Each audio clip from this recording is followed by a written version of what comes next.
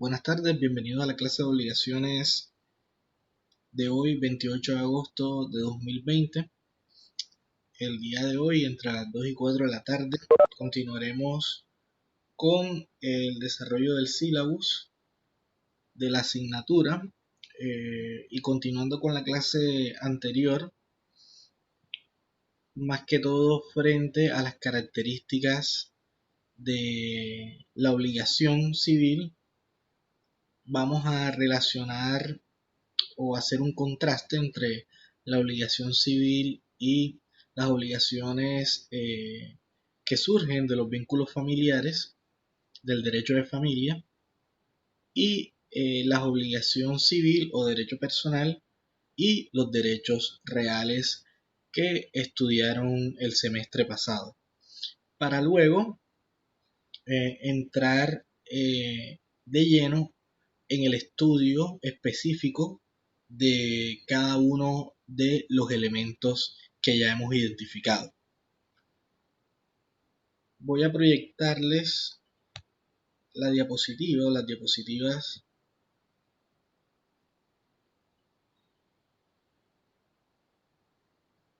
Si mal no estoy, hasta acá quedamos el día miércoles. De todas formas, es pertinente hacer un repaso de lo que tratamos el día miércoles antes de ayer para ubicarnos el día de hoy y así continuar con las generalidades de la obligación civil. Bien, en la clase del miércoles, una vez que se hizo toda la introducción a la asignatura, hablamos de la obligación civil como un derecho subjetivo de carácter patrimonial y que por lo tanto, al ser un derecho subjetivo, se traduce en una relación jurídica. Y esa relación jurídica está constituida por dos sujetos, un titular del derecho o titular de la facultad, que vendría siendo el acreedor, también denominado sujeto activo. Por otro lado está el titular del deber, que vendría siendo el sujeto pasivo o deudor, y que además de la titularidad, esa relación jurídica consiste en que el titular del deber, es decir, el deudor o sujeto pasivo, se compromete a ejecutar una conducta que viene siendo la prestación u objeto de la obligación en favor del acreedor, con la finalidad de que el acreedor pueda satisfacer intereses privados, intereses de carácter particular y privados. Y que para ello el deudor garantiza el cumplimiento de la prestación a ejecutar con su patrimonio, con sus bienes presentes y futuros. Es decir, que si el acreedor observa, se percata que el deudor no desea ejecutar la prestación debida, puede exigírselo, ya que el deudor queda sometido al acreedor mediante un vínculo jurídico que lo pone o lo sitúa en un plano de dependencia. En ese orden de ideas, el acreedor, a través de la exigibilidad, que es el otro requisito de un derecho subjetivo, y en razón del vínculo jurídico, en donde, vuelvo y repito, el deudor queda sometido al acreedor, este último, es decir, el acreedor, puede acudir incluso mediante el derecho de acción a la vía judicial para que sea el Estado, a través de el aparato jurisdiccional, el que conmine o constriña al deudor a que realice la conducta debida, es decir, la prestación a la cual se comprometió a realizar. Y de esta manera el acreedor puede haber satisfecho su interés. Fíjense que al ser un derecho subjetivo, la obligación tiene unos elementos y son los que están señalados en la diapositiva. Unos sujetos, que vendría siendo por una parte, disculpen, para ir anotando, bueno, no creo que en este momento se requiera anotar. Unos sujetos, vuelvo y repito, acreedor, deudor, por otro lado está el sujeto activo y por otro lado está el sujeto pasivo o deudor.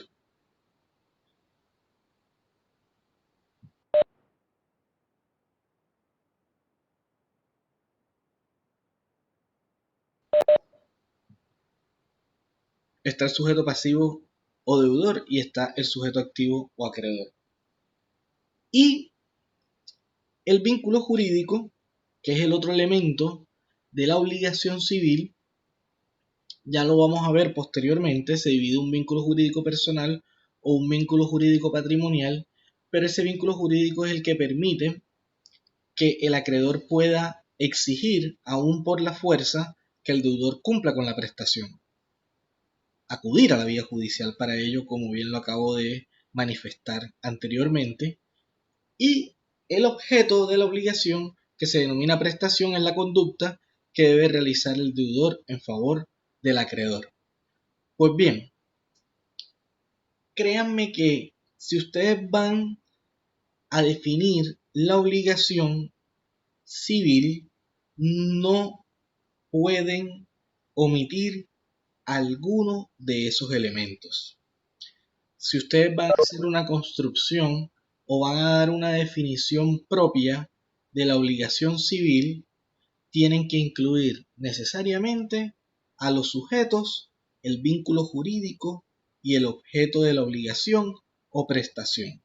Lógicamente que al construir la definición con sus propias palabras, tiene que ser coherente la ubicación de cada uno de esos elementos. Es decir, que dé sentido a que se trata de una relación jurídica en virtud de la cual el deudor se compromete con el acreedor a ejecutar una prestación y éste puede constreñirlo o constreñirlo a que cumpla con lo debido y garantiza el deudor el cumplimiento de la prestación con sus bienes presentes y futuros. Ustedes incluso pueden definir la obligación desde el punto de vista del acreedor o desde el punto de vista del deudor. Recuerden que cuando se define la obligación desde el punto de vista del acreedor, la obligación toma el nombre de crédito. Y cuando se define desde el punto de vista del deudor, la obligación toma el nombre de deuda. Por lo tanto, cuando escuchen, lean, estudien los términos crédito o deuda, son sinónimos, simplemente que te están hablando de la obligación desde un punto de vista distinto. En uno te está hablando en razón del crédito del acreedor o la obligación vista desde el acreedor y el otro desde el punto de vista del deudor cuando se habla de deuda. Por lo tanto, quiero que alguno de ustedes, con sus propias palabras, me defina qué es la obligación civil. Con sus propias palabras, con esos tres elementos.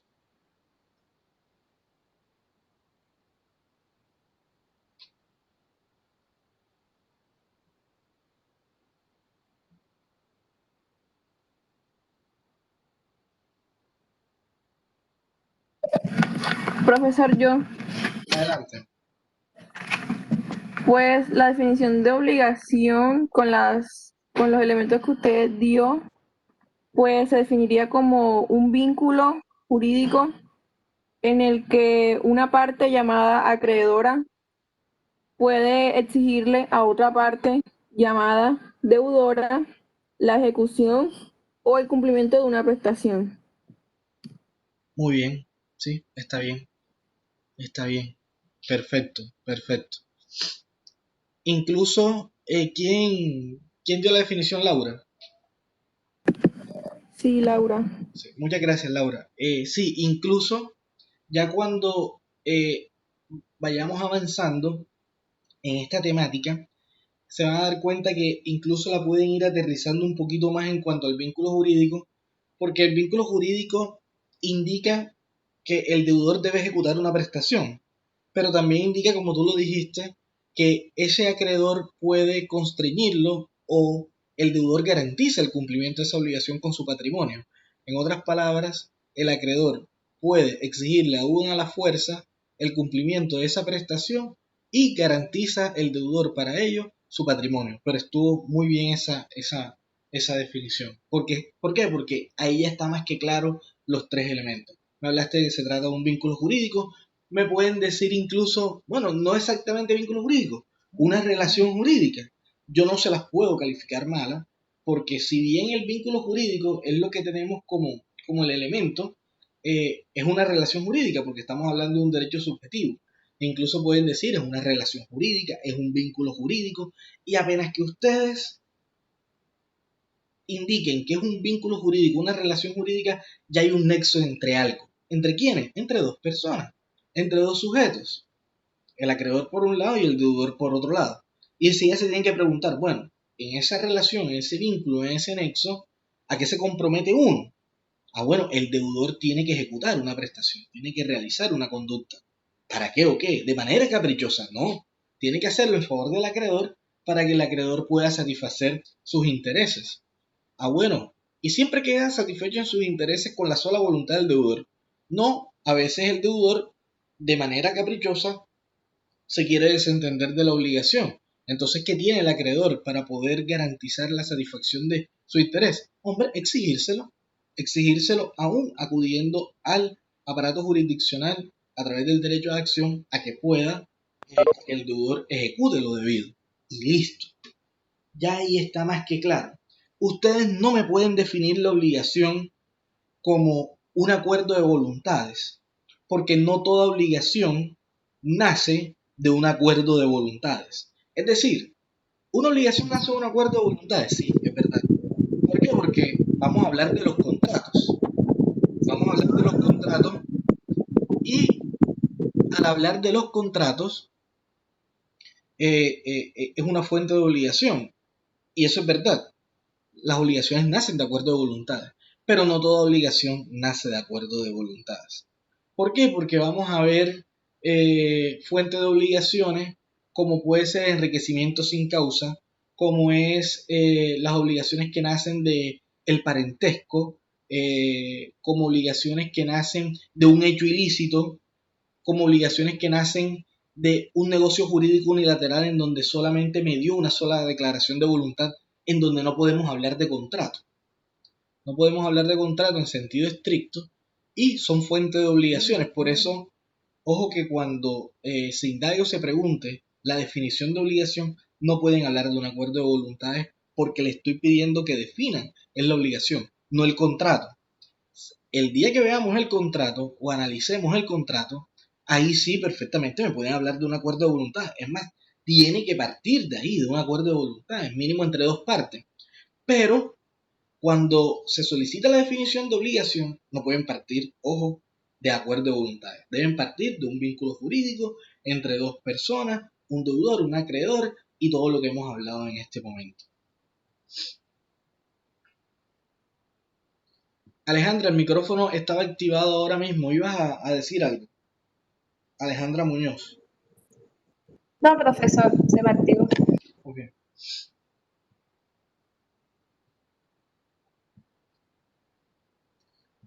¿Cuáles son las características de la obligación civil? ¿Cuáles son las características de la obligación civil? Primera característica, que es la que está en la diapositiva. El derecho de crédito se ejerce siempre contra una o varias personas determinadas. Contra una o varias personas determinadas.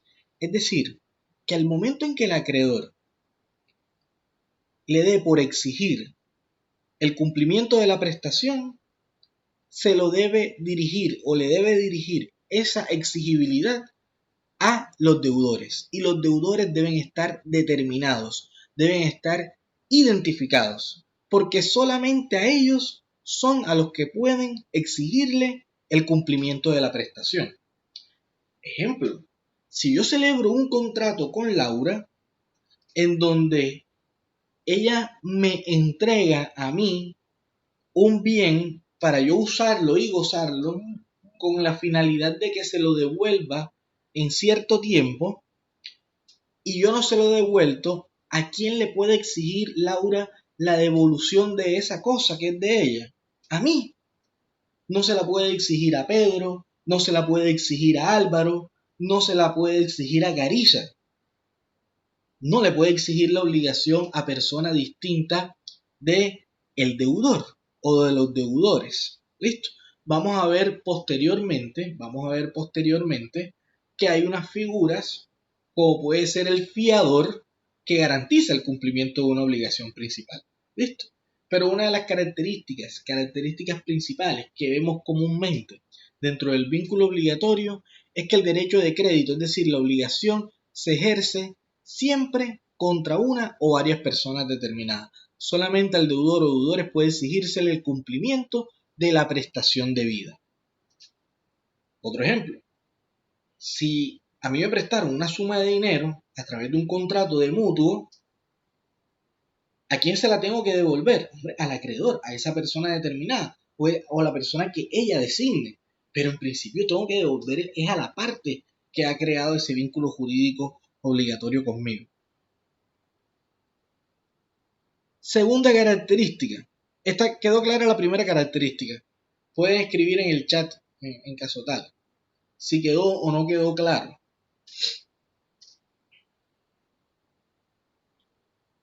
Perfecto. Segunda característica de la obligación. Dice, el derecho de crédito busca la satisfacción de un interés privado del acreedor. La primera característica, porque esto lo puedes confundir, la primera característica se le dice, el derecho de crédito, el derecho personal, se ejerce siempre contra una o varias personas determinadas. Como lo dice la diapositiva, solamente al deudor o deudores puede exigírsele el cumplimiento de la prestación debida. Yo como acreedor solamente le puedo exigir al deudor que cumpla con la obligación. ¿Ya? A ese deudor determinado. No se lo puedo exigir al resto de la sociedad. Es un vínculo jurídico de carácter personal y en ese sentido solamente el acreedor le puede exigir el cumplimiento al deudor. La segunda característica te dice, la obligación busca satisfacer un interés privado del acreedor. ¿Y cómo satisface el acreedor ese interés? A través de la prestación que debe ejecutar el deudor. Gracias a la ejecución de la prestación, él puede como acreedor ver satisfecho su interés o ver satisfecha su necesidad. En ese orden de ideas, ninguna prestación o ninguna obligación tiene como propósito ejecutar una prestación de manera caprichosa. Es decir, las personas no se vinculan jurídicamente mediante las obligaciones civiles para simplemente ejecutar una prestación. No, el interés siempre tiene que estar de por medio. Y ese interés es el que busca ser satisfecho por el acreedor. De tal manera, miren lo que dice la diapositiva en la última parte. Si no existe el interés del acreedor, no hay obligación. ¿Para qué? Ya yo les digo a ustedes desde el principio que las personas se relacionan entre sí es para satisfacer necesidades, para satisfacer un interés que ellas tienen. No lo hacen de manera caprichosa. Y miren lo que dice la última parte de la diapositiva. Si el interés se satisface, aunque no sea por el deudor mismo, la obligación de todas formas se extingue.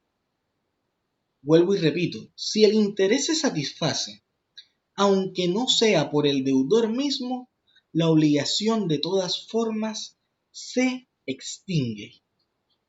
¿Cómo así? Si ya estamos viendo que el fin último de la obligación civil es satisfacer un interés del acreedor, y si ese interés se satisface, ¿ya qué necesidad hay para el acreedor de exigir algo? Si ya quedó satisfecho, ya cumplió su cometido, ya su interés quedó satisfecho en la obligación civil. Y dice, y aunque un tercero, es decir, una persona ajena a la calidad de deudor y a la calidad de acreedor, termina ejecutando la prestación debida, entre comillas, por sapo, discúlpeme la expresión, pero es utilizar un término que sea coloquial para una mejor comprensión de lo que consiste esta característica y este punto en particular. Si una tercera persona, es decir, un sujeto ajeno al vínculo jurídico obligatorio, termina ejecutando la prestación en favor del acreedor y que debía realizar el deudor, pero el deudor no lo hace, sino es que lo hace el tercero, y el y el acreedor al recibir esa prestación se ve satisfecho en sus intereses, la obligación se extingue, por lo menos entre el deudor y el acreedor, por lo menos entre el deudor y el acreedor. Les voy a dar un ejemplo,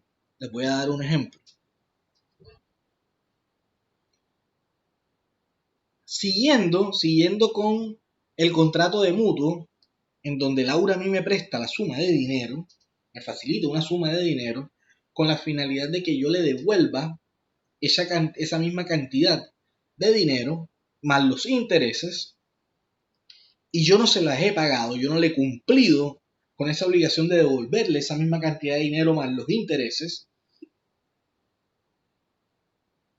y Laura insistiéndome, Pedro, págame, Pedro, cumple con la prestación debida, Pedro, cumple con ese compromiso que tienes conmigo de devolverme X cantidad de dinero más los intereses.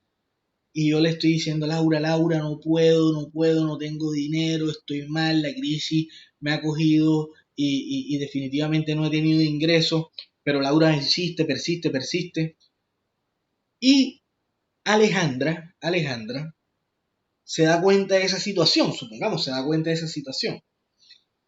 Y me llama a mí, Pedro, mira, yo sé que Laura te está insistiendo, pero te está insistiendo con justa razón. Es decir, no es una arbitrariedad de Laura ni mucho menos. Ella está exigiendo su derecho. Y yo estoy incumpliendo la obligación. Alejandra se me acerca y me dice, mira, yo tengo el dinero. Autorízame para que yo pueda pagar en tu nombre. Y el tercero paga en mi nombre. Y Laura recibe la suma de dinero, aunque yo no lo pagué directamente, bueno, lo está haciendo a mi nombre. Si es a mi nombre, es como si hubiese un poder y es como si estuviese pagando yo. Pero incluso, y la obligación se extingue. Pero yéndonos incluso un poco más allá,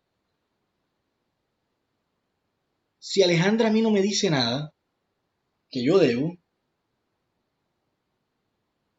si Alejandra a mí no me dice nada y yo estoy debiendo la suma de dinero y Alejandra por interés propio, por iniciativa propia, sin decirme nada a mí, que yo soy el deudor, llama a Laura y Alejandra le dice a Laura, mira, la suma que te debe Pedro Salgado, aquí la tienes, coge. Queda cancelada la deuda. ¿Qué pasa? Ya Laura no me va a poder exigir a mí la suma de dinero. ¿Por qué no me la va a poder exigir? Porque es que ya su interés se ha visto satisfecha. Ya en su interés se ha visto satisfecha aun cuando el tercero es quien haya adelantado la conducta para satisfacer dicho interés. Y por lo tanto el vínculo jurídico que yo tenía con Laura se extingue. Y yo en ningún momento di la suma de dinero que me correspondía, más los intereses. Quien la terminó dando fue un tercero, incluso sin avisarme. Pero como ya se vio satisfecho el acreedor en sus intereses, la obligación queda extinta. Punto. Ya no me cobra a mí. Claro está. Alejandra tiene que ser muy clara cuando llegue donde Laura. Esta suma que te estoy entregando es el cumplimiento de la prestación que nació del vínculo jurídico obligatorio con Pedro, ¿ya? Con Pedro. Y de esa manera, al Laura recibir la suma, se extingue la obligación jurídica, se extingue la obligación civil entre Laura y mi persona, gracias a la actuación de un tercero, aun cuando no me solicitó ni siquiera autorización, aun cuando no necesitó mi autorización, aun cuando yo no le di mi autorización, queda extinta. Ya vamos a ver más adelante que cuando el tercero paga, si bien se extingue el vínculo jurídico obligatorio entre el deudor y el acreedor, los efectos son distintos cuando el tercero paga bajo mi autorización o cuando paga eh, eh, sin mi autorización, pero con mi conocimiento, y cuando paga ese tercero en contra de mi voluntad. Son efectos totalmente distintos, pero eso lo vamos a ver más adelante. Lo importante en este momento es que ustedes sepan que cuando el interés del acreedor queda satisfecho, el vínculo jurídico se extingue. Y ese interés puede quedar satisfecho porque el deudor directamente ejecuta la prestación, cumple con la conducta debida, o porque un tercero,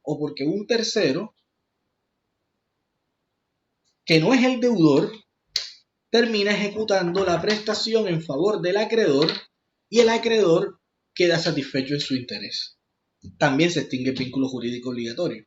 Ustedes dirán, la pregunta que viene ahora es, o sea que Pedro Salgado recibió la suma de dinero, nunca la devolvió a Laura. Fue un tercero el que terminó dando la suma de dinero. Laura quedó contenta.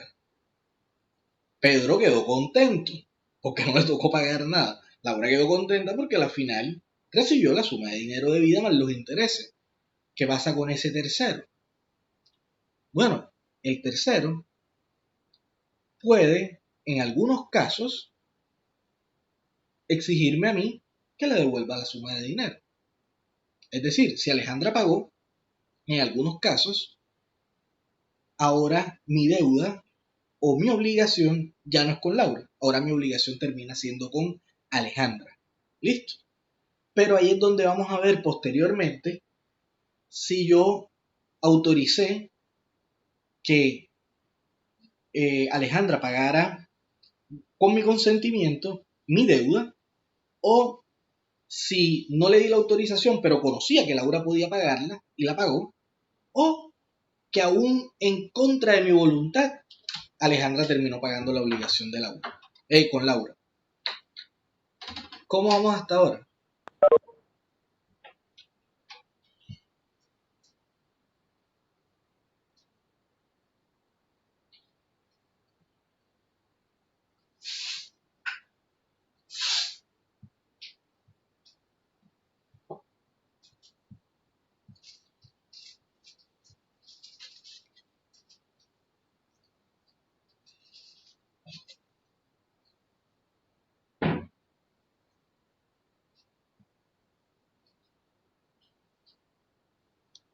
Carissa, cuéntame, ¿qué parte no quedó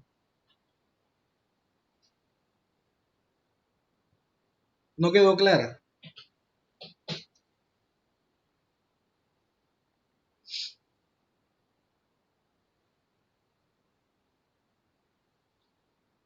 Ah, ok, listo.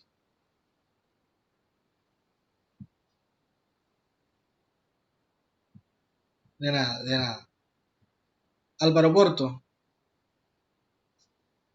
si quieres, Álvaro, activa el audio para conocer tu inquietud, por favor.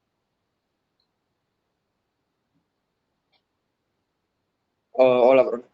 ¿Qué más, Álvaro? Profe, que pasa es que yo tengo una pregunta o sea, de cómo sabe el deudor cuándo se extingue la prestación, cuándo no hay, cuándo, por decirlo así, el acreedor ya no quiere satisfacer su necesidad.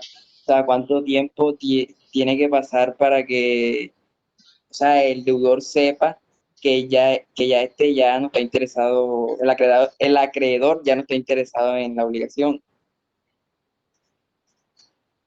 En, cuando el tercero paga,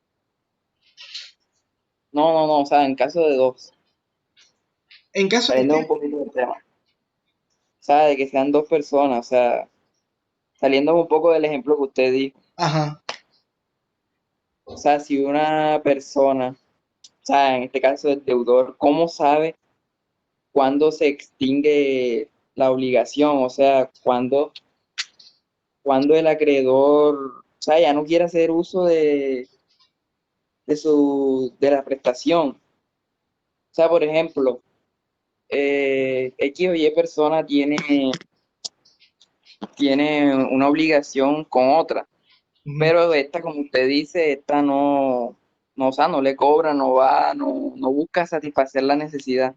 ok. ¿Cómo sabe el deudor cuánto tiempo tiene que pasar para que ya se extinga esa obligación? Ah, ok, listo, listo. Muy buena pregunta, pero es una pregunta que nos estamos adelantando 14 semanas. Nos estamos yendo 14 semanas más hacia adelante porque Ok, es un tema que es sobre la prescripción de la obligación, la prescripción liberatoria. Es decir, cuando el acreedor,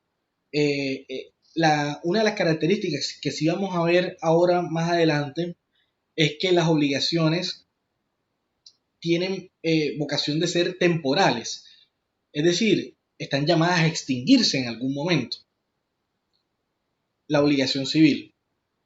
¿Qué significa eso? Que el deudor no puede estar sometido bajo una incertidumbre por el resto de la vida frente al acreedor. El acreedor tiene un tiempo en la obligación civil, tiene un tiempo establecido en la ley para poder reclamar su crédito, para poder reclamar la ejecución de la prestación. Que si pasa ese tiempo señalado en la ley y no lo hace, se entiende que esa negligencia del acreedor, esa displicencia del acreedor, esa indiferencia del acreedor, le, le termina generando una sanción y la sanción es se le extingue su derecho. Se le extingue su derecho y ya no va a poder ejecutar al deudor. Y si lo ejecuta, el deudor lo que va a decir, lo siento mucho, esta obligación nació hace tanto tiempo, fue exigible hace tanto tiempo, ya pasó el tiempo señalado en la ley para que tú me lo puedas exigir, ha operado la prescripción liberatoria y por operar la prescripción liberatoria, ese vínculo jurídico obligatorio ya no existe, se extinguió, se rompe. Pero ese tiempo varía. Varía porque depende de la obligación, del carácter de la relación jurídica que estemos tratando y si se ha señalado frente a casos específicos tiempos específicos en los cuales el acreedor debe reclamarle a su deudor. Es decir, los términos o el tiempo de prescripción varía dependiendo de la situación fáctica que se esté regulando o estemos estudiando en algún momento.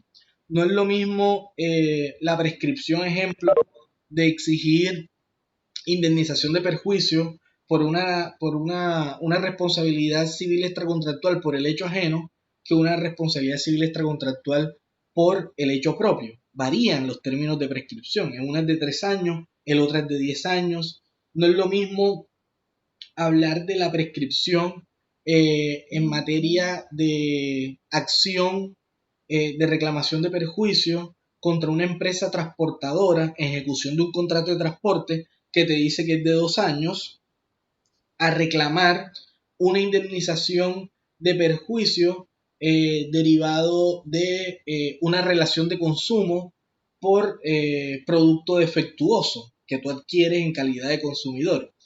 Y no es lo mismo reclamar prestaciones a las cuales está obligado el empleador dentro de una relación de trabajo, porque los términos para exigir esos derechos y que cumplan con esas obligaciones varían dependiendo de lo que diga la ley. Entonces variará, pero eso lo vamos a ver mucho más adelante, cuando ya Listo. cuando ya veamos la extinción de la obligación. Sí. Listo, gracias, doctor. Listo, ok. Eso sí, así es que me gusta, que se pregunte, que se indague, que no se queden con ninguna inquietud, que no se queden con ninguna Profe, inquietud. tengo una pregunta. Adelante, Pedro. Profe, en sí, la acción de la obligación se da por contrato. ¿Cómo así? O sea, yo le presto plata a una persona, pero ¿qué pasa si la persona no me quiere pagar? Ujú. Inmediatamente opera el vínculo jurídico, y el vínculo jurídico es que no es que no te quiera pagar o sí te quiera pagar, porque la obligación civil no es algo que quede a la mera liberalidad del deudor. En la obligación civil, ojo, obligación civil, porque vamos a ver otras obligaciones que son naturales, pero para no confundirlo, la obligación civil deja al deudor en un estado de dependencia frente a su acreedor. Es decir, el deudor no es que no te quiera pagar, y si el deudor te dice yo no te quiero pagar, a partir del contrato que surge ese vínculo jurídico obligatorio, el acreedor queda dotado de un derecho de acción. ¿Y qué es el derecho de acción? Ustedes lo van a ver en debido proceso o en procesal general, que es el derecho que yo tengo de hacer valer mis derechos subjetivos, aún acudiendo a la administración de justicia, para que sea el juez quien conmine, quien constriñe, aún en contra de la voluntad del deudor, a que el deudor ejecute la prestación.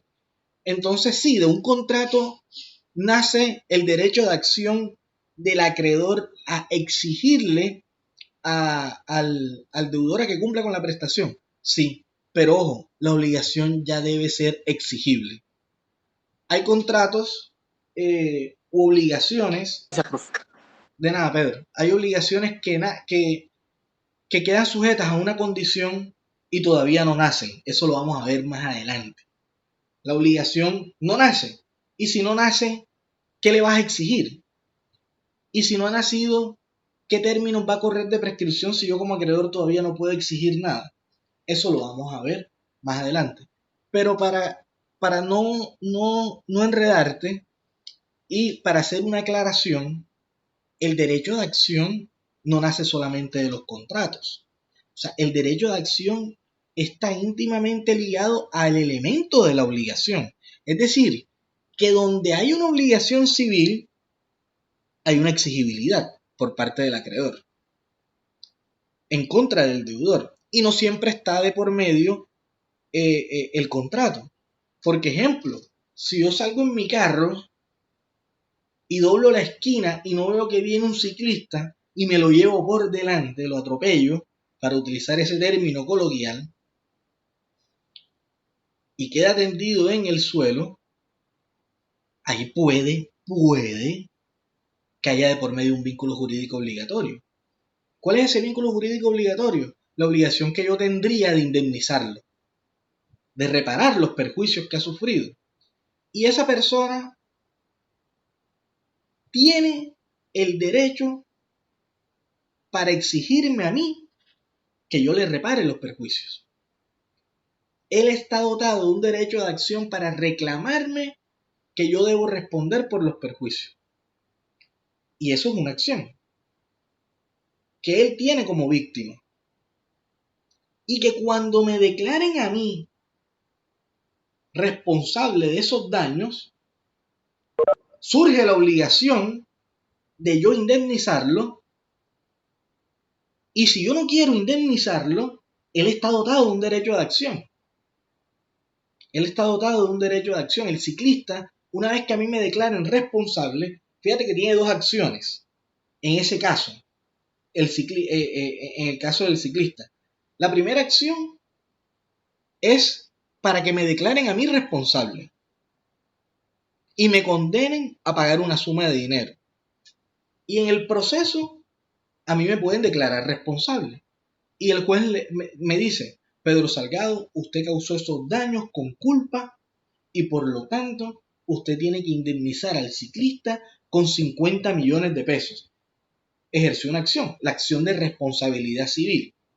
Y el juez me condena a yo pagarle una suma de dinero.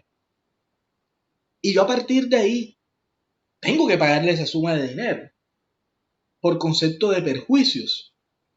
Entonces el ciclista llega un día y me dice, mira, ya que el juez te condenó a ti a pagar los perjuicios, necesito que me den los 50 millones de pesos por concepto de perjuicios que me causaste. Si yo le digo que no, fíjate que ya está la obligación clara, está más que evidente la obligación, y yo no lo quiero hacer, él puede acudir a la vía judicial nuevamente. Pero ya no es para que me declaren a mí responsable, porque ya me declararon responsable. No es para que le digan o se defina cuánto le debo pagar yo a él por concepto de perjuicio, porque ya está más que claro cuánto le debo de pagar por perjuicio. Son los 50 millones de pesos y ya me los puede exigir. Entonces él puede acudir a la vía judicial a exigir ya el pago de los 50 millones de pesos. ¿A través de qué? Del derecho de acción. ¿Que surge de dónde? De ese vínculo jurídico obligatorio. Que surge de ese vínculo jurídico obligatorio entre la víctima y el victimario. Y estamos hablando de un derecho de acción. Profe, tengo una pregunta. Sí, adelante. Aquí, imaginando otro caso, digamos que hay casos en el que el deudor se convierte en acreedor. Por ejemplo, ¿qué pasaría si yo como acreedor hago un contrato con una persona en el que están determinados solamente bienes por anticipación, o sea, bienes que no existen pero que están por existir, y al momento del deudor a mí me entrega el dinero de ese bien que todavía no existe pero espera que exista, y yo lo tengo, el dinero, y digamos que por suerte, cosas de la vida, ese bien nunca existió, pasó algo, y el deudor es el que me exige a mí que yo le devuelva la plata. Eso podría pasar. Sí, eso podría pasar. Eso podría pasar. Y es que esos son casos que pueden tratarse.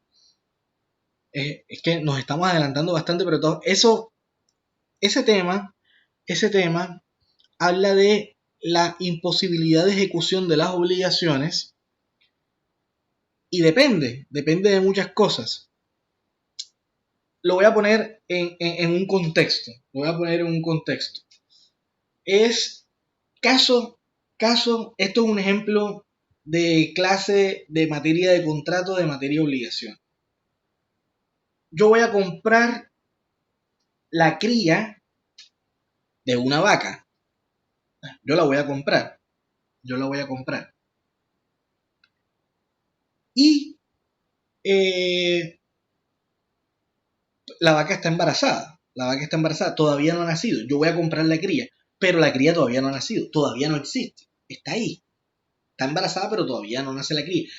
Y yo la voy a comprar por 20 millones de pesos. Supongamos, 20 millones de pesos. Y yo doy los 20 millones de pesos. Pero ese contrato de compra-venta está sujeto a una condición suspensiva. ¿Qué es una condición suspensiva? Es un hecho futuro e incierto. Que si ocurre, nace la obligación. Pero si no ocurre, la obligación nunca nació. En este caso, si la cría nunca nace, la obligación nunca existió. Nunca va a nacer. ¿Ya? ¿Qué pasa si la cría de esa vaca en particular muere en el vientre de la vaca? No nace. Ya se va a saber que no va a existir jamás de los jamases. Ahí nunca nació una obligación. Y los 20 millones, la causa de los 20 millones de pesos, ¿cuál era? ¿Por qué yo doy los 20 millones de pesos? Por la cría. por la cría. Y la causa existe.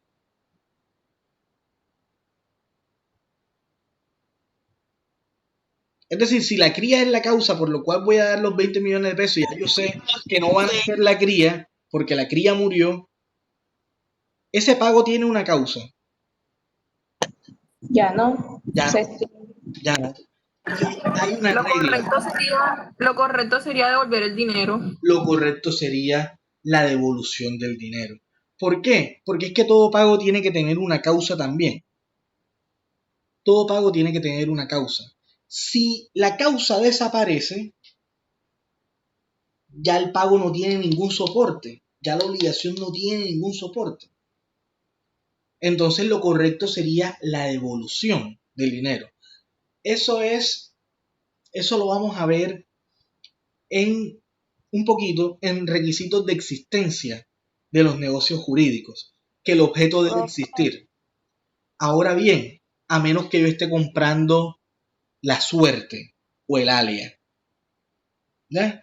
Porque si no estoy comprando bajo una condición, si no estoy comprando bajo un hecho fortuito, un hecho aleatorio que depende de la suerte, y así lo hago saber, la cuestión es diferente. La cuestión es diferente. Como si yo fuese a comprar el producido con base en una cosecha. Estoy comprando la suerte. Puede que no termine con nada, puede que termine con mucho.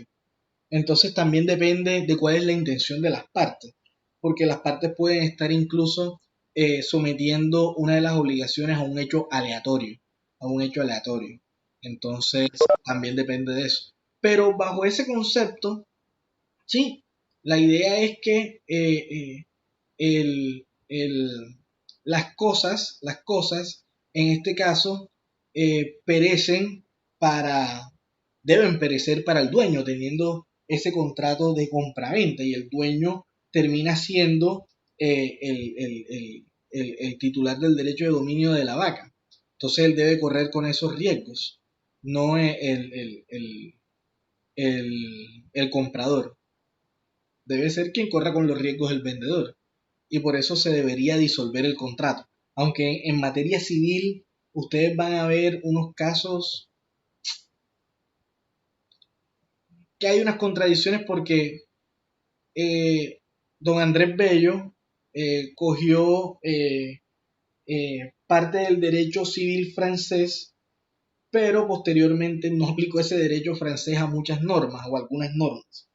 Entonces hay una contradicción en muchas de ellas que posteriormente las vamos a analizar, no se preocupen por eso. Acá Luisana Duarte, que si no hay nada que conste la existencia de una deuda y el deudor no la quiere saldar, entonces ¿qué pasaría? Primero que todo, no siempre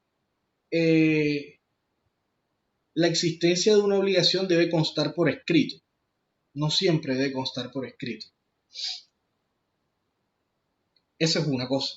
Porque hay contratos, ejemplo, que son de carácter verbal. Si nos vamos al tema de contrato, son de carácter verbal y por lo tanto no deben constar por escrito. Lo que pasa es que hoy en día todo se le va escrito es para tener la prueba del soporte por la falta de confianza que hay hoy en día. Pero puede ser de manera verbal un contrato y el contrato existe. Lo que pasa es que el problema de realizar contratos verbales es la prueba de su existencia. Entonces, ante la pregunta de Luisana, si no hay nada en que coste la existencia de una deuda y nunca la vas a poder probar, hay un dicho en el derecho que reza lo siguiente: tanto vale no tener un derecho como sí tenerlo y no poder probarlo. Los efectos son lo mismo. Si no tienes un derecho, a ti nunca te lo van a dar. Si tienes el derecho, pero no pruebas el derecho, tampoco te lo van a dar. Por lo tanto, ahí habría un riesgo de que nunca le reconozcan el derecho que tiene como acreedor de que el deudor ejecute la prestación debida, porque no va a tener la suficiente prueba para demostrar la fuente de donde nació esa obligación. Pero no significa entonces que todos los contratos sean por escrito. Ya es una cuestión de prueba. Los contratos también, muchos pueden ser verbales. Y lo otro es, bueno, ya vamos a llegar allá. Listo. Bueno, esos son, así es que yo quiero que se desarrollen las clases. Vamos a preguntar, vamos a indagar. ¿Sí? Profe. Adelante, Yacira. Profe, Adelante. Te escucho, Yacira. profe, yo quería preguntarle que, a ver, si uno puede utilizar, que si uno puede utilizar la acción oblicua como un método para extinguir la obligación, o sea, yo puedo coger, ejercer los derechos que tiene mi deudor con el fin de extinguir la deuda que éste tiene conmigo. Bueno, otro tema que se va a desarrollar más adelante. La opción oblicua, ustedes la van a ver en contrato cuando vean la legitimación negocial extraordinaria, en donde una persona que no tenga legitimación normalmente para ejercer una acción la puede hacer con el propósito de satisfacer unos intereses propios que dependen de que otra persona, que puede ser su deudor, ejerza una acción. Ejemplo, ustedes vieron la prescripción adquisitiva de dominio en bienes. Supongamos que un poseedor lleva 20 años en un predio, en X predio. Ya está pasado del tiempo de prescripción, de la extraordinaria. Pero él tiene muchas deudas con muchas personas, es decir, tiene muchos acreedores. Y el único bien que tendría sería ese predio.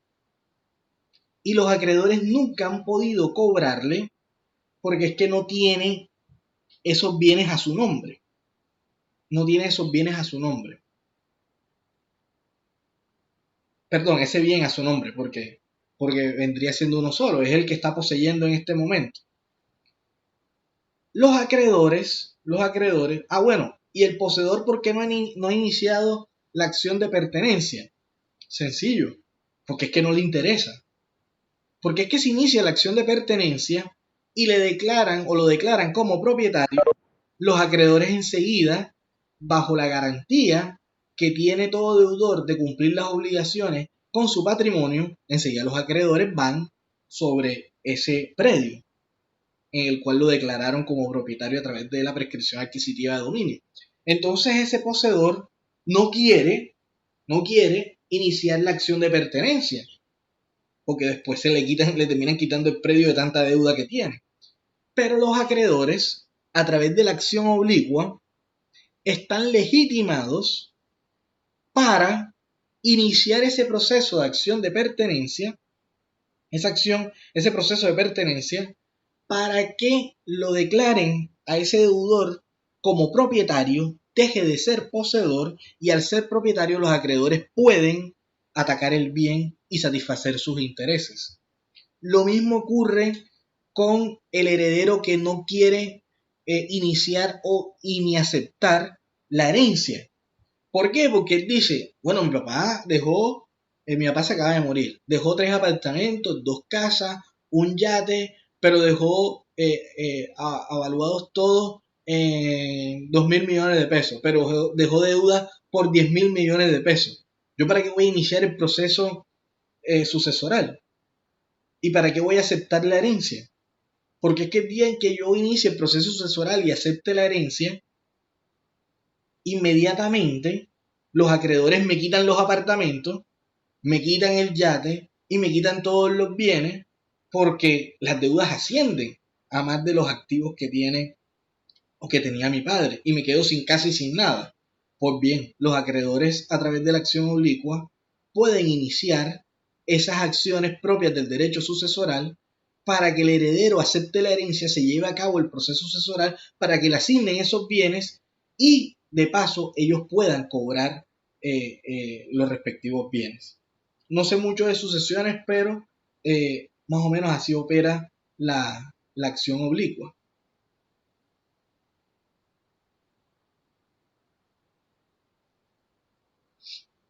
Entonces los acreedores pueden iniciar acciones que normalmente deben iniciar otras personas para satisfacer sus intereses. Eso se llama legitimación negocial extraordinaria, es decir, cuando el mismo ordenamiento jurídico te autoriza a ti para tener injerencia sobre conductas o acciones que deben adelantar otras personas, pero te permiten adelantarlas a ti, porque tienes intereses en ellas.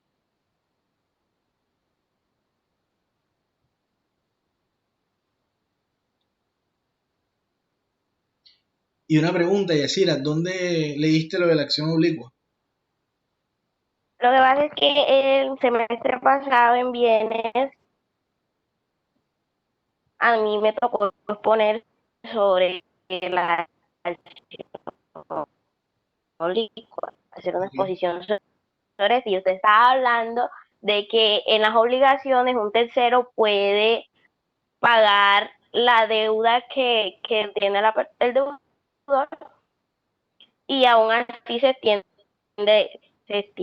la obligación. Entonces me causó como curiosidad esa parte. Sí, pero en la acción oblicua, en los casos en donde los tengo ahora presentes, es que los acreedores pueden iniciar acciones incluso que están en cabeza de los mismos deudores, pero es para que esos acreedores puedan hacer valer su crédito en un futuro. Entonces pueden actuar sin necesidad de estar autorizados por los deudores para que esos deudores tengan el capital suficiente para ellos poder satisfacer su crédito. De todas formas, yo la reviso a ver si tiene que ver algo con el pago a tercero. Continuando con... esto es importante. El interés privado del acreedor no tiene por qué ser ineludiblemente un interés económico. En algunos casos el fin de la obligación puede ser intelectual o puede ser moral. ¿Ya? ¿Qué significa eso? Que yo les dije a ustedes en la primera clase. En la mayoría de los casos, el interés que busca satisfacer los sujetos o el acreedor en la obligación civil es un interés económico, porque son relaciones jurídicas de carácter económico. Pero no todas las veces se busca satisfacer un interés económico. Muchas veces puede haber un interés extrapatrimonial que busca satisfacer el acreedor. Pongamos un ejemplo. La relación entre el abogado y el cliente. El abogado está en el deber de guardar el secreto profesional a su cliente. Y puede que la razón de guardar ese secreto profesional es para satisfacer un interés que no es económico del cliente, porque puede estar involucrado su honra, su buen nombre, y en ese sentido, el deber del deudor, en este caso, del abogado, de guardar el secreto profesional, tiene un fin de satisfacer un interés del cliente, pero que no es patrimonial, sino extrapatrimonial. ¿Por qué? Porque al no revelar el secreto profesional, se salvaguarda el buen nombre, la honra, la fama de esa persona, en este caso del cliente. Lo mismo con el médico. Cuando se va el médico está en el deber de guardar el secreto profesional. Pero ¿por qué? ¿Y el paciente por qué tiene interés en que el médico le guarde el secreto profesional? Hombre, porque lo que le está contando hace parte de su órbita privada, de su intimidad. Y la intimidad y la privacidad de la persona son intereses extrapatrimoniales.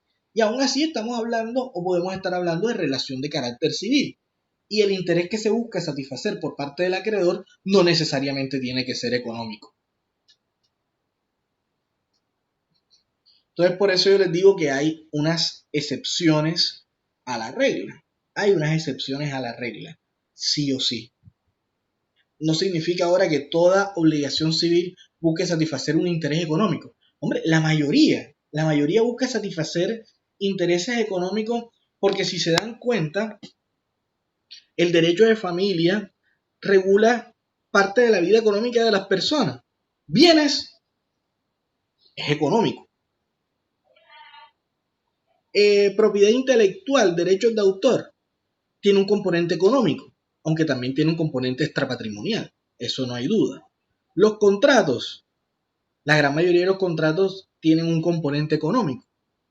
La responsabilidad civil se traduce en pagar una suma de dinero, tiene un componente económico, aunque cuando a mí me causan dolor, producto de un daño que me han causado, me resarcen o me reparan en mi órbita íntima y afectiva, y eso es un interés extrapatrimonial, más que patrimonial.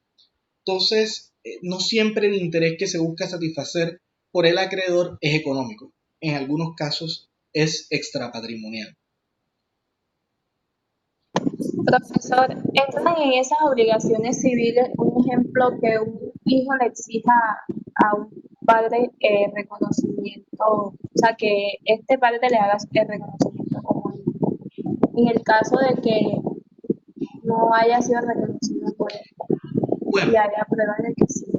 muy buena pregunta, muy buena pregunta. Si yo miro que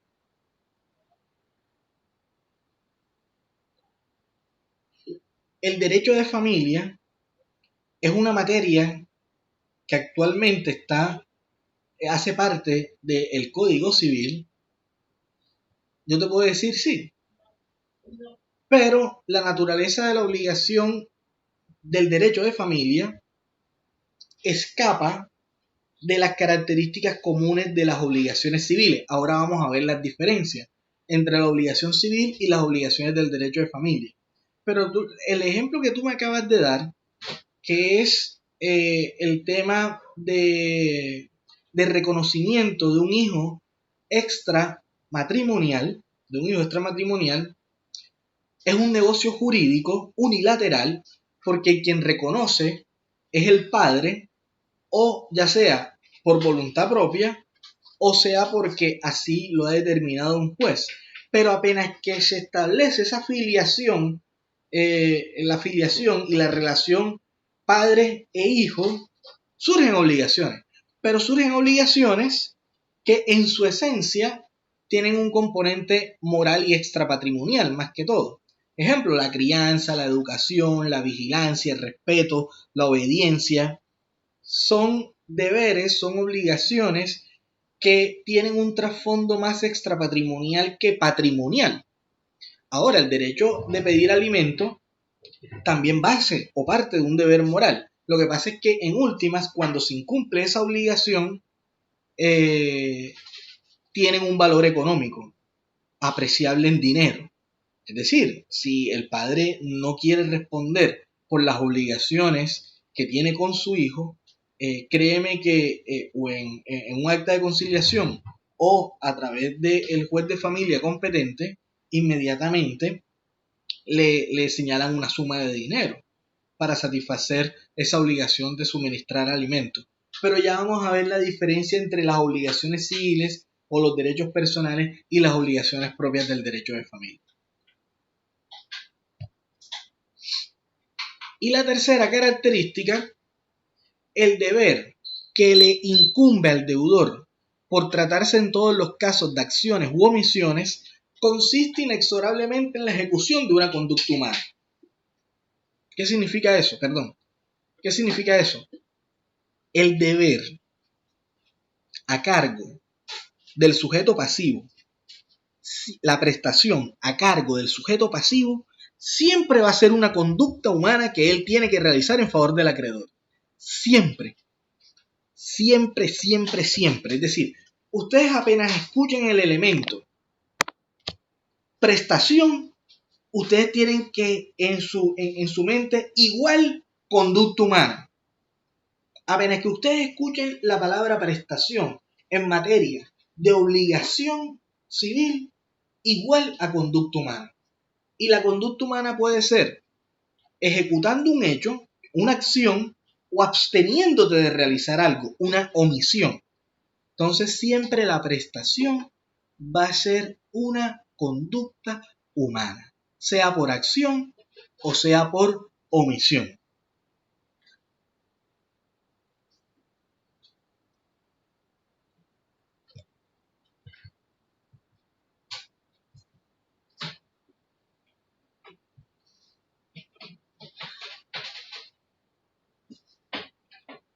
Y es una prestación, como lo dice la diapositiva, que como lo dije anteriormente, no es que quede bajo la libertad del deudor si la hace o no la hace, no.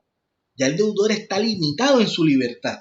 Porque antes, ejemplo, antes yo no tenía que dar mi carro, pero el día que celebro un contrato de compraventa, ya mi libertad se ha visto limitada. Ya yo no escojo si doy o no doy el carro, es que tengo que dar el carro. Y el comprador así me lo puede exigir como acreedor también. Esta partecita, esta sujeción actualmente es menos rígida en comparación en el derecho romano, donde el vínculo era tan personal que el acreedor no podía, por acto entre vivos, traspasar sus derechos a un tercero, a fin de que los ejerciera en su lugar frente al deudor. Con la abolición en el derecho contemporáneo de la cárcel por deuda y del arraigo judicial, esa dependencia individual derivada de la obligación es aún más atenuado. Respecto por la libertad humana, el respeto por la libertad humana han eliminado la coacción personal de que antes disponía el acreedor para forzar al deudor al cumplimiento de sus prestaciones. En consecuencia, la ley otorga medios económicos de coerción al acreedor insatisfecho. Eso es lo que les venía diciendo. El vínculo jurídico, hoy el acreedor únicamente puede garantizar que el deudor le va a cumplir con su obligación es con su patrimonio. Es decir, si el deudor no quiere pagar, el patrimonio del deudor es quien responde por satisfacer el interés del acreedor. Ya uno no puede coger al deudor y levantarlo a látigo para que cumpla. No lo puede hacer. A través de la Lex Poetelia Papiria, el patrimonio es el que garantiza el cumplimiento de las obligaciones del deudor. Ya no es el cuerpo del deudor. Uno no puede meter preso a una persona por simples deudas que tiene, salvo una excepción, y son las obligaciones alimentarias. La obligación alimentaria es una obligación. Tiene un sujeto activo, que es el acreedor, que son los hijos, un sujeto pasivo, que pueden ser los padres, y hay una prestación, el deber de dar alimento del padre hacia el hijo. Y aún así, con la denuncia de inasistencia alimentaria, el padre puede terminar privado de la libertad. Esa es una excepción. Para ello, para que ustedes comprendan este punto con más claridad de la abolición de cárcel por deuda, hay una sentencia un poco vieja, un poco antigua, años atrás, pero que ustedes se la leen sinceramente como en media hora, más o menos.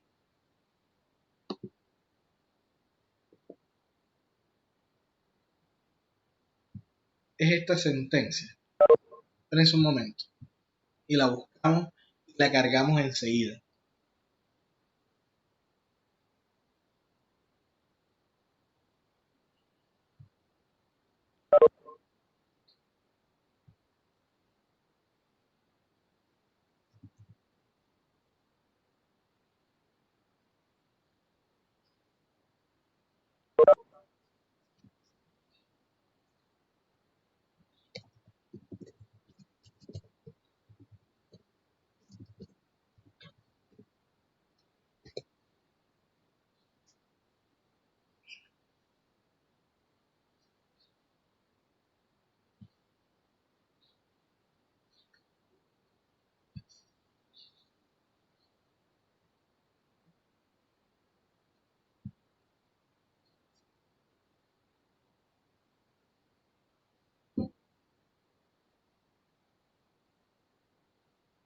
es esta sentencia, la C-237 de 1997.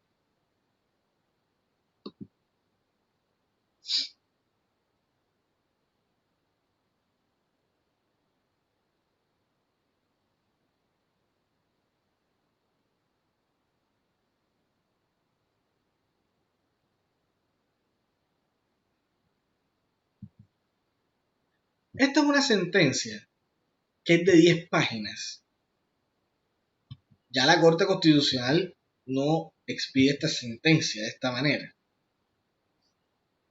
Es una sentencia de 10 páginas en donde un ciudadano demandó un artículo del antiguo Código Penal, del decreto 100 de 1980, si mal no estoy, sí, del decreto 100 de 1980. Este era el antiguo Código Penal. Hoy en día el Código Penal es la Ley 599 de 2000. Pero en ese Código Penal, también, al igual que en el de ahora, si mal no estoy, se contempla el delito de inasistencia alimentaria. Y el ciudadano presentó una acción pública para que declarara la inconstitucionalidad, se declarara la inexequibilidad de la norma que tipificaba el delito de inasistencia alimentaria. ¿Basándose en qué? En que la Constitución política dice en ningún caso habrá cárcel por deuda. Y en el delito de inasistencia alimentaria, la persona termina privada de su libertad es por tener una deuda alimentaria, propia del derecho de familia. Entonces la voy a cargar acá para su lectura y debate en la próxima clase.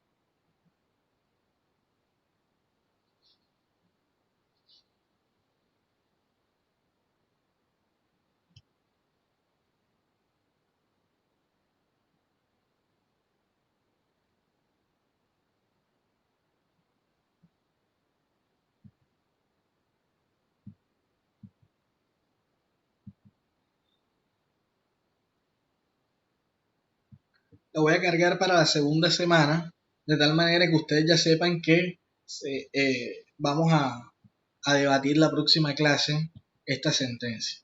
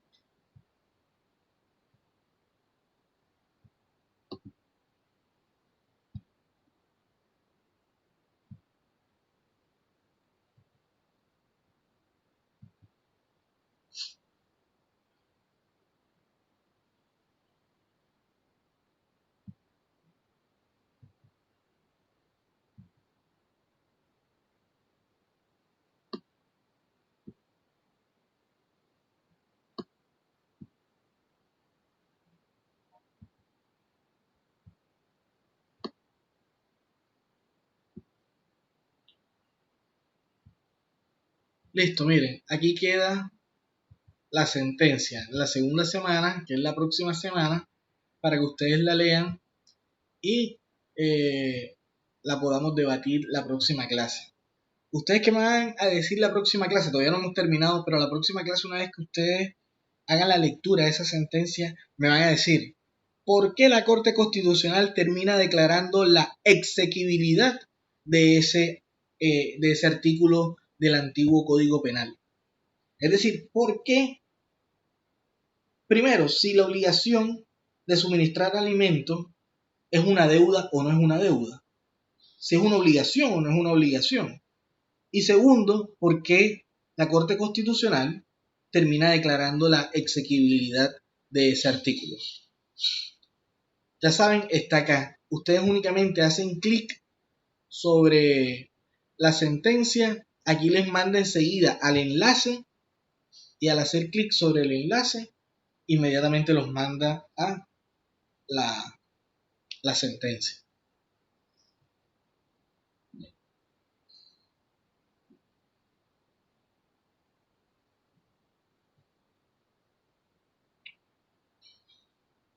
Listo, esto es para que lo lean en la casa.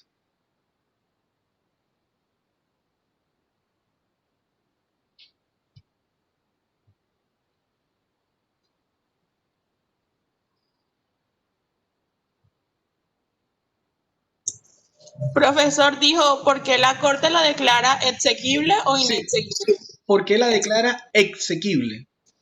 Ok, gracias. Listo. ¿A cuál es la ratio decidendi?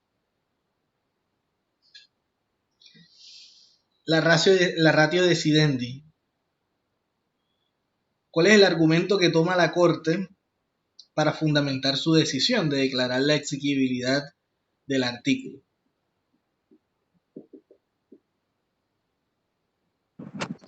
Profe, una pregunta. ¿Usted va a hacer que un debate en la próxima clase? Sí, lo socializamos la próxima clase, debatimos sobre esto la próxima clase, y bueno, no, eso.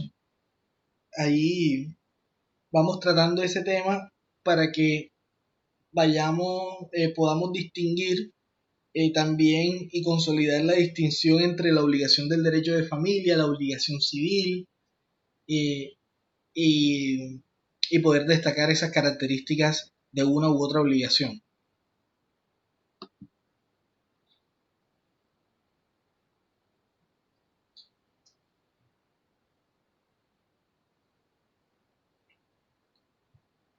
Yo creo que acá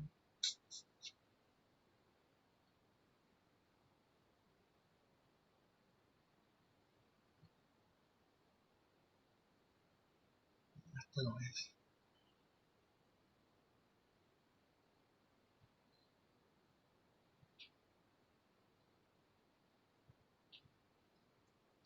Entonces, ya sabemos cuáles son esas tres características de la obligación civil, que no son reglas absolutas, lógicamente. Pero primero, solamente se le puede exigir el cumplimiento de la prestación a personas determinadas, que son los deudores. El deudor o los deudores. No le puede exigir el cumplimiento de la prestación a cualquier persona dentro de la obligación civil, únicamente a aquellos que tengan la calidad de deudor o deudores.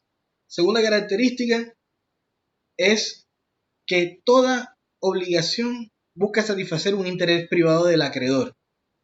Y si ese interés es satisfecho a través de la conducta de un tercero ajeno al deudor, de todas formas el vínculo jurídico entre el deudor y el acreedor se extingue por haber quedado satisfecho el interés del acreedor.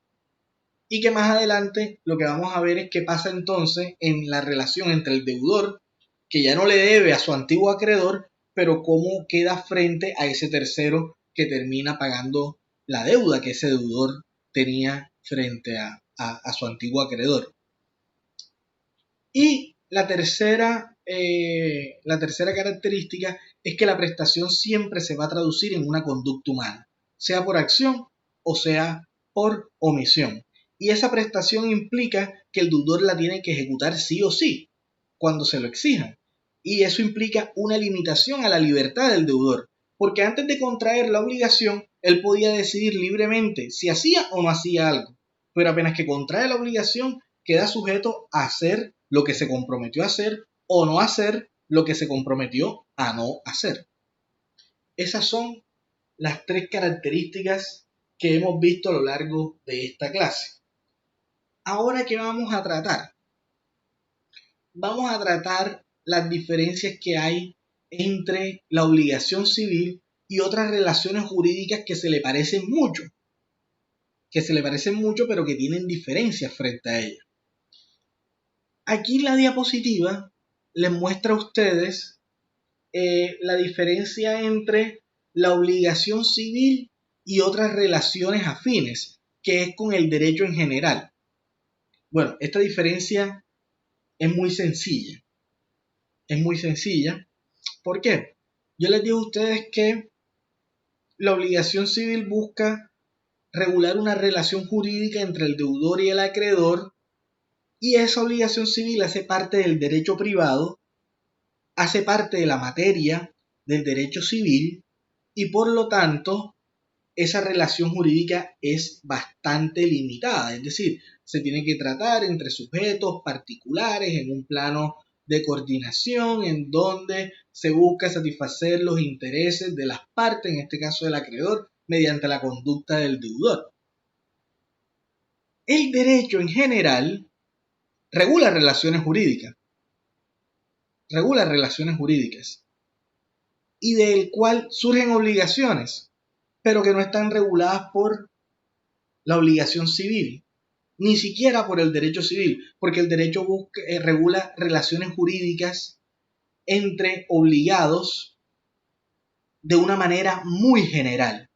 Es decir, el derecho regula la relación entre el Estado y los particulares en el pago de impuestos.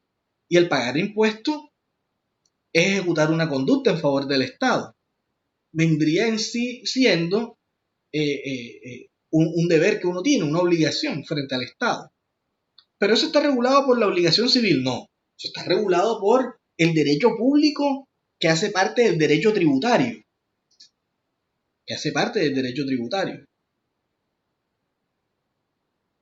O el vínculo jurídico entre el empleado público y el Estado empleador. Tú dices, bueno, el servidor público, el empleado público, tiene que cumplir unas obligaciones frente al Estado de carácter laboral. Pero eso está regulado por el derecho civil. Eso está regulado por la obligación civil. No, esa es una relación jurídica del cual surgen obligaciones, pero de otra naturaleza, propia del derecho administrativo laboral. Entonces hay relaciones jurídicas, como yo se los venía estableciendo en esta semana, el miércoles, que tienen un soporte en la teoría de las obligaciones, sí, pueden tener un soporte en la teoría de las obligaciones, pero se han especializado, que son independientes a la obligación civil hoy en día, y tienen su propia reglamentación. Aun cuando se hable de obligaciones entre las partes, pero se trata de una materia totalmente distinta. Y el derecho regula todas las relaciones jurídicas donde surgen muchos tipos de obligaciones entre muchos tipos de partes en muchos tipos de situaciones. Aquí es donde yo quería llegar, porque aquí ya sí no estamos hablando del derecho en general. Estamos hablando de una materia del derecho civil, que es el derecho de familia, y la obligación civil propiamente dicha, o los derechos personales. Entonces miren las diferencias entre la obligación civil y las obligaciones de familia. Primera diferencia, se las voy a leer. Vamos, espérense.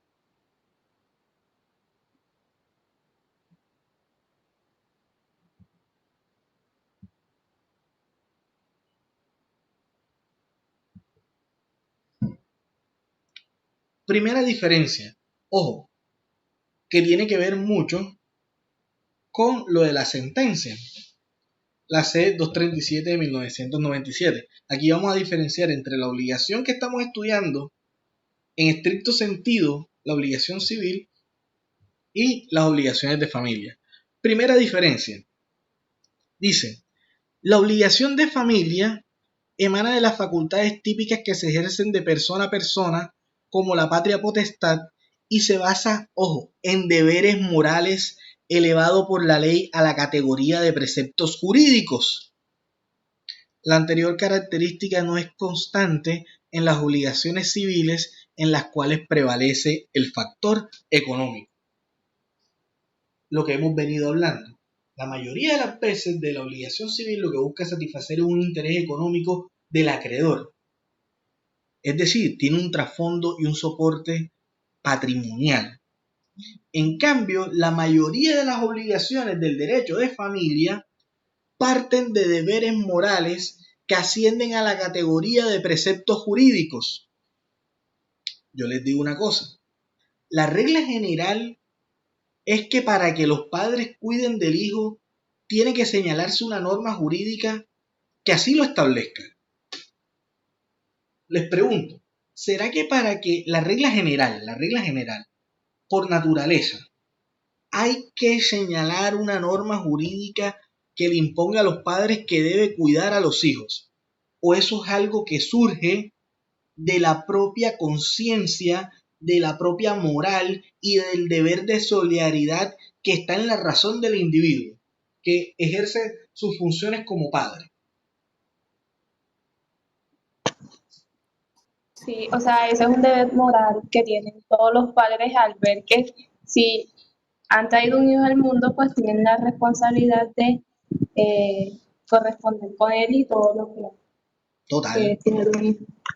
así Se es. supone que debe salir de cada individuo y no debe haber algo que le imponga eso, sabiendo él que es un deber propio desde el momento de la concepción de la criatura. Total.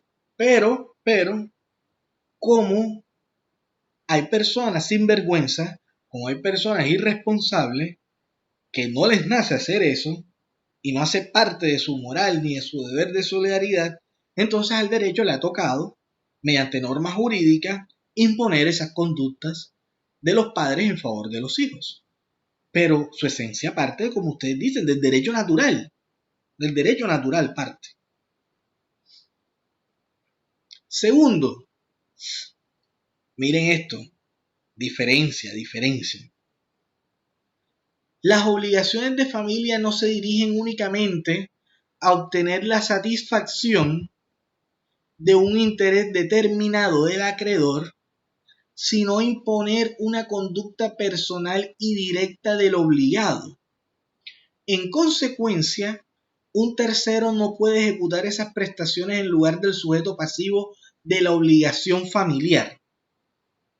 Bueno, esto ya no es del todo cierto.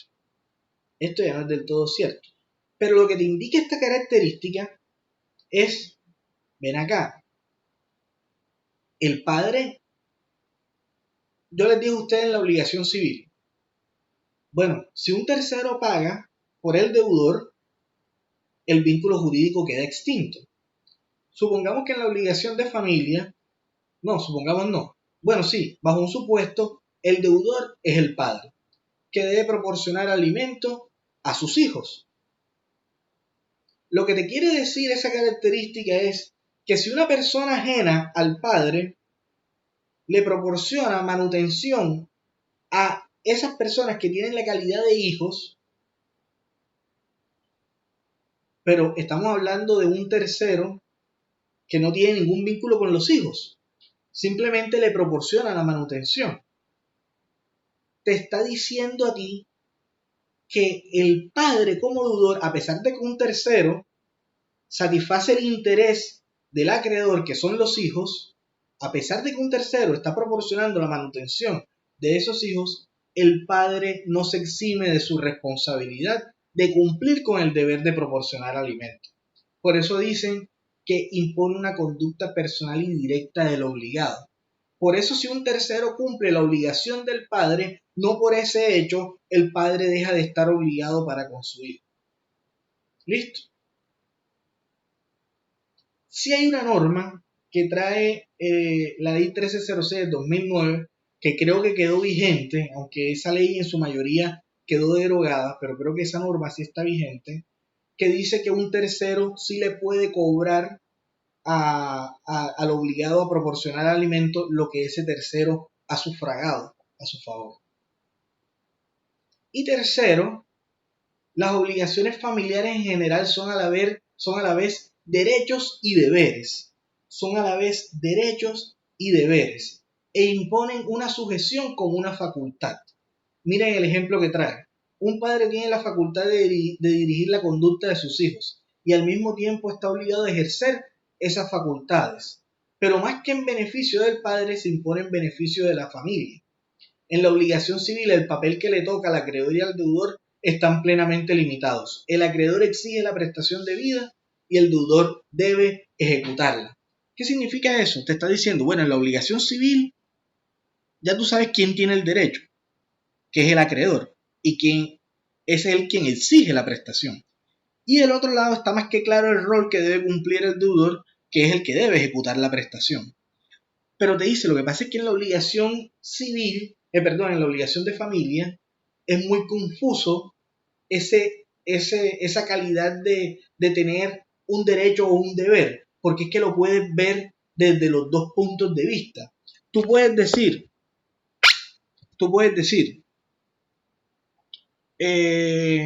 un padre corrige a su hijo, lo regaña. Tú puedes ver eso como un derecho que tiene el padre de corregir a su hijo, pero también lo puedes ver como un deber, ¿cierto? O de educarlo. Yo tengo el derecho de educarlo. Sí, lo puedes ver como un derecho que tú tienes, pero también lo puedes ver como un deber. Entonces, las conductas a cargo de las relaciones de familia, hay algunas que no está muy claro si es un derecho o un deber. Por eso te están diciendo, las obligaciones de familia son a la vez derechos y deberes, porque le imponen hacer algo al padre, pero como una facultad que tiene. Yo tengo el deber de criarlo. Sí, tienes el deber de criarlo, pero también lo puedes ver como el derecho de tú criar a tu hijo. Entonces, ahí se ve un poco difuso esas conductas y lo puedes ver tanto como un derecho, pero también lo puedes ver como un deber. Listo, vamos a dejar hasta acá para que la próxima clase iniciemos con las diferencias entre los derechos reales y los derechos personales. ¿Hay alguna pregunta hasta el momento?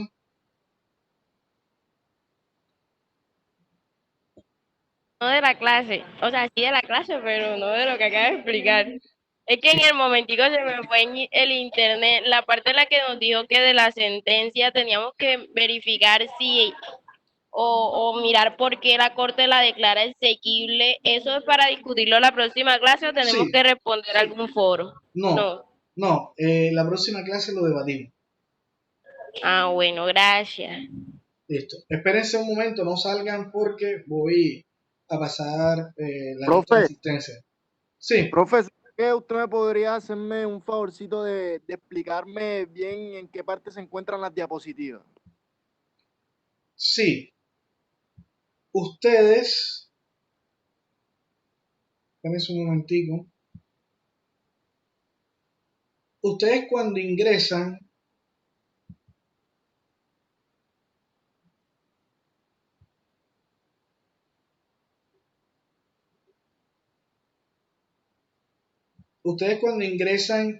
al curso de obligaciones, está dividido por semanas.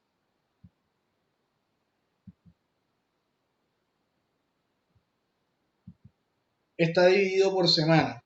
En cada semana están cargadas las diapositivas de esa semana. Ejemplo, en la semana número 2 ya ustedes ven otras diapositivas.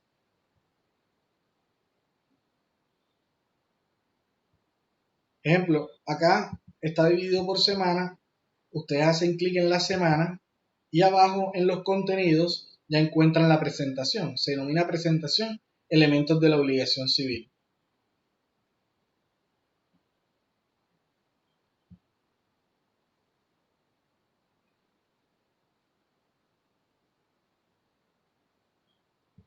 Muchas gracias. Listo.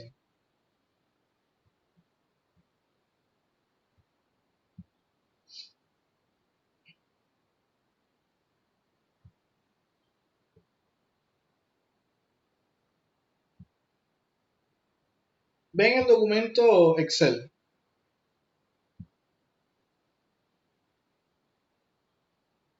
No. No, Se profe. ve como pixelado. Listo.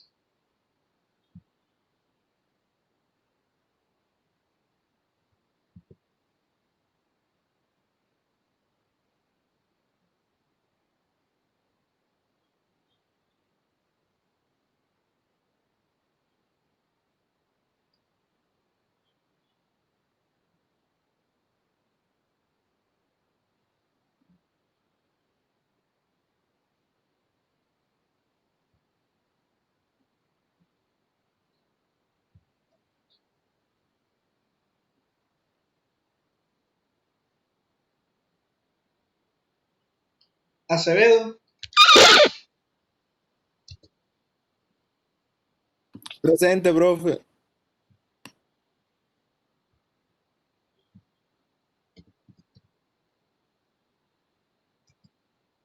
Atencia Vergara, Beltrán Morales, Presente. Cabrera Saravia Flor, Correa Coronado, Yacira, Sí, profesor. Donado Gómez Paula, Presente. Duarte Lozano Luisana, Vicente, profe. Ortiz Sierra Pey, Presente. Guardo Mestre Juan David, Presente, profe. Gutiérrez Álvaro Miguel, Presente. Gutiérrez Utria Lauren, Presente. Hernández Ortiz Teresa, Presente. Invet Ceballos Pedro, Presente, profe.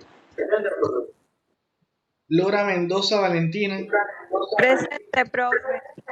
Muñoz Jiménez Alejandra, Ortega Gaibao Laura Vanessa, Presente.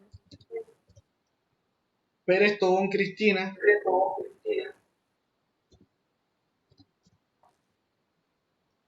Porto Naya Álvaro, Presente, doctor. Salas Velázquez Noemilio, porque no. Sala Velázquez no llega. Simarra Cassiani, Presente. Torres Portas Laura, Presente. Tommy Uribe Cariza Presente. y Utria Pérez Nelson. Presente. Listo, muchas gracias, que tengan feliz fin de semana. Nos vemos el próximo miércoles. Igual, profe. Hasta luego.